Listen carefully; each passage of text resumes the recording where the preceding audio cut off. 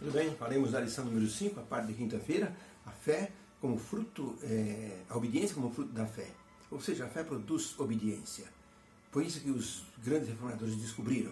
Foi isso que, ao ler a palavra de Deus, eles perceberam que o que estavam fazendo de penitências e de obras pessoais para tentar alcançar a vida eterna ou alcançar o céu, era uma coisa assim que não estava em conformidade com a palavra de Deus. Quando Martinho Lutero leu que o justo viverá pela fé, ele descobriu uma nova luz que iluminou a sua vida para sempre. Ele disse: eu não posso continuar dessa forma. A palavra de Deus era muito rica, maravilhosa, e me mostrou que o justo viverá pela fé e não pelas obras. Por isso, Martinho Lutero começou a reforma em 1517 e acendeu uma luz para que a vida dos homens pudesse ser assim iluminada. Muitas vidas que olhavam para o seu eu pecaminoso passaram a olhar para Jesus Cristo. Isso fez uma diferença brutal na vida de milhares de pessoas. Esse fogo da reforma nunca deveria ser apagado. No ano de 1790, há exatamente 234 anos atrás, uma família, John e Sarah Morris, resolveram agradecer a Deus pela proteção durante as guerras. E eles resolveram então montar uma homenagem a Deus. Arrumaram uma espécie de uma bacia de aço, colocaram ali um fogo e combinaram entre si, familiares, que aquele fogo nunca se apagaria. E durante 234 anos esse fogo tem ficado aceso. Muitos terremotos já aconteceram, muitas casas foram destruídas, guerras vieram, mas aquele fogo continua aceso. É o fogo considerado o fogo memorável mais antigo do mundo, que está aceso até hoje. Todos os descendentes daquela família se mantiveram obedientes à promessa que fizeram. Vamos manter esse fogo aceso. O apóstolo Paulo, ele nos fala que o Espírito Santo quer falar ao nosso coração e manter essa chama acesa. Então, os reformadores acreditavam nisso. Resolveram que a verdade nunca ficaria assim enterrada. Ela seria sempre colocada diante do povo, para que o povo soubesse o verdadeiro caminho da vontade divina, como alcançar o céu, através da graça, através da fé. A obediência seria fruto da fé. E a justificação seria fruto da graça divina. Pergunta número 5 é: o que aprendemos sobre a salvação pela justiça de Cristo? Conforme os escritos do apóstolo Paulo, Romanos capítulo 3, verso 27. Ele pergunta: onde está a jactância? O orgulho é excluído porque ele não faz parte do ser humano. Excluído através de quê? Por que lei? A lei das obras? Não, diz ele, mas pela lei da fé. Concluímos, pois, que o homem é justificado pela fé, sem as obras da lei. E porventura, porventura Deus somente dos judeus? Não, responde ele, mas é também dos gentios, certamente. Visto que Deus é um só, e Deus é aquele que justifica pela fé a circuncisão e justifica a incircuncisão por meio da fé. E a pergunta é: anulamos, pois, a lei pela fé? De maneira nenhuma. Antes estabelecemos a lei, confirmamos a lei. Romanos 6, de 15 a 18, pois o quê? Pecaremos agora porque não estamos debaixo da lei, mas debaixo da graça? De modo nenhum, diz ele. Não sabeis vós que aquele para quem vos apresentardes por servos para lhe obedecer, vocês serão servos daquele a quem obedeceis? Ou do pecado para a morte? Ou da vida? Ou da obediência para a justiça? Mas graças a Deus, que tendo sido servos do pecado, vocês obedecestes de coração a forma de doutrina a que fostes entregue. E libertados do pecado, vocês foram feitos servos da justiça. Vocês obedecem a Jesus pela fé.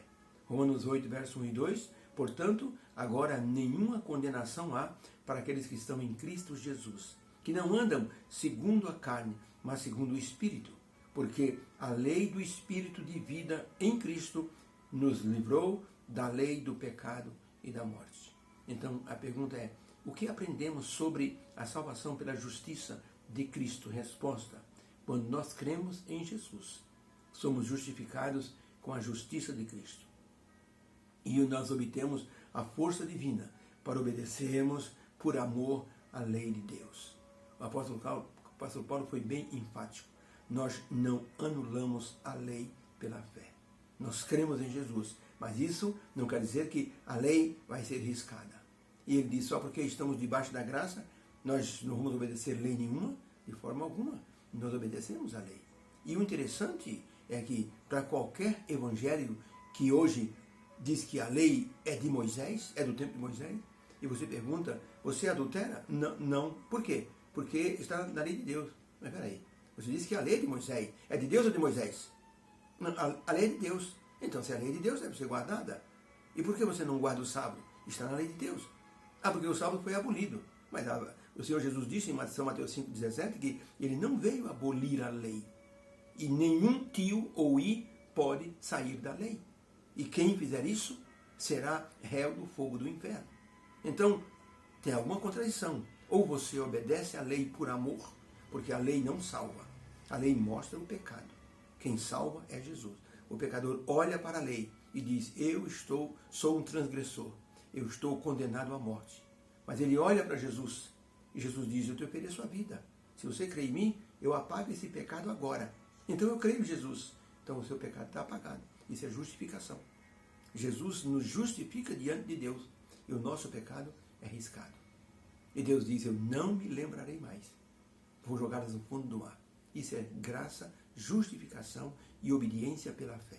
Por isso é importante que durante a reforma, milhares de pessoas foram ajudadas espiritualmente através das verdades bíblicas expressas por Lutero e outros pioneiros da reforma.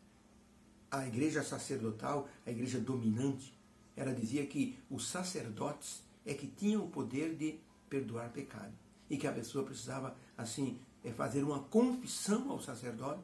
E era o sacerdote que tinha o poder ligado com o céu de perdoar o pecado daquele pecador que estava confessando. Lutero disse, não é assim. O que Deus está dizendo é, olhe para Jesus, confesse o seu pecado, se arrependa. E Jesus então leva você ao Pai e o Pai então te perdoa e você está justificado. Não precisa de intermediário.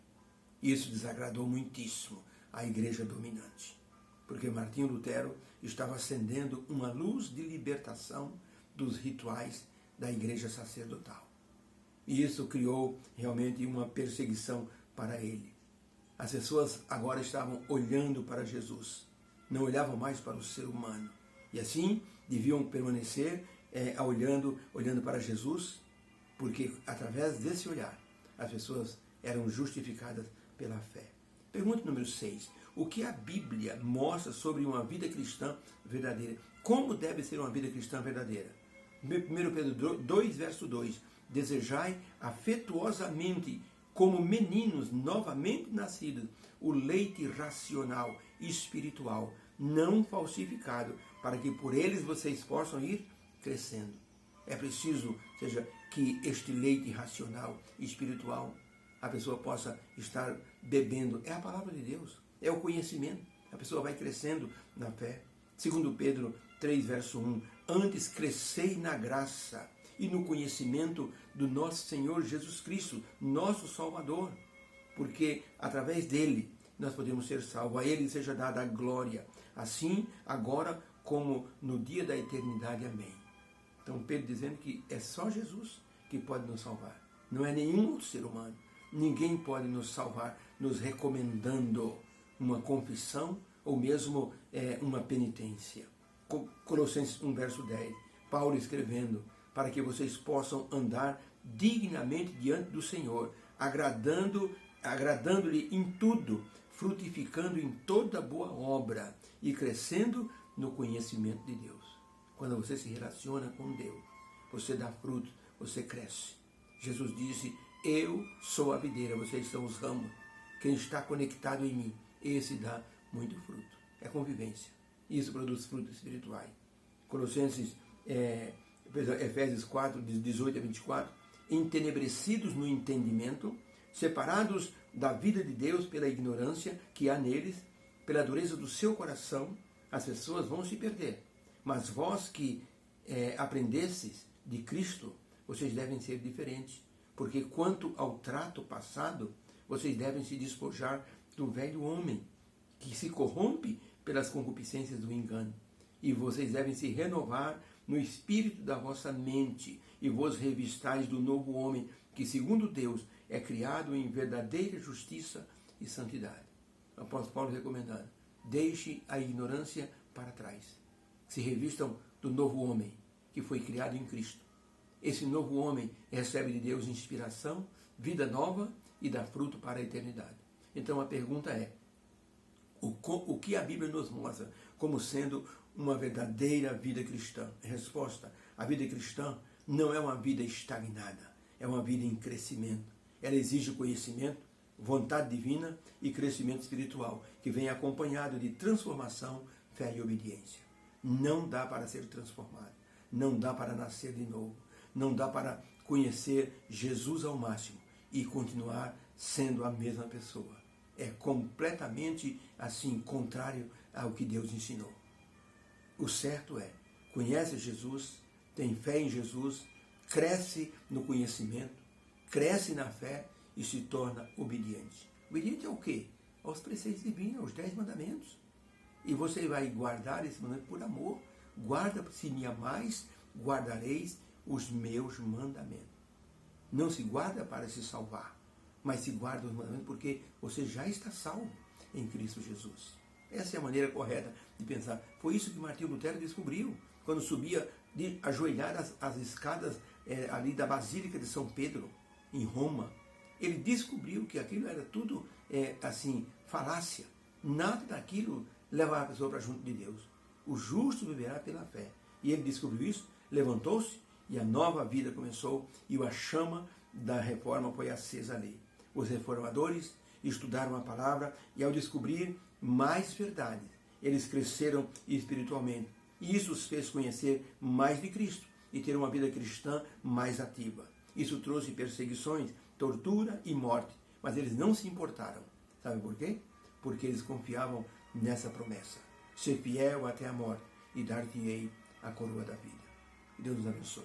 Possamos ter entendido que a obediência é pela fé. A salvação é pela fé e pela graça. A justificação também. Deus abençoe grandemente. Amém.